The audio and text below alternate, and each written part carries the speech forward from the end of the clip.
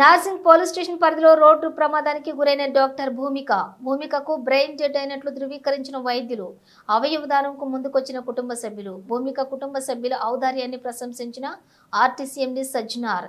ఇటీవల Narsingi police station పరిధిలో జరిగిన రోడ్డు ప్రమాదంలో తీవ్రంగా గాయపడిన డాక్టర్ నంగి భూమిక బ్రెయిన్ డెడ్ కావడంతో ఆమె అవయవాలను కుటుంబ సభ్యులు దానం చేసి 5గురికి కొత్త జీవితాన్ని ప్రసాదించారు. కన్న కుమార్తెను కోల్పోయి దుఃఖంలోనూ అవయవాలు దానం చేసేందుకు కుటుంబ సభ్యులు ముందుకు వచ్చి తమ ఔదార్యాన్ని చాటుకున్నారు.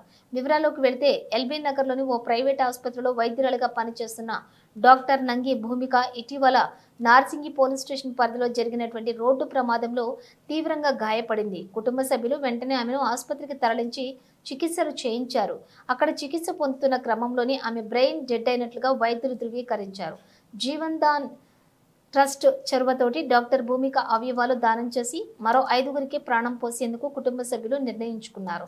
ఈ క్రమంలో ఆమె లివర్, కిడ్నీలు, గుండె, ఊపిరితిత్తులు 5గురికి అమర్చేందుకు వైద్యులు నిర్ణయించారు.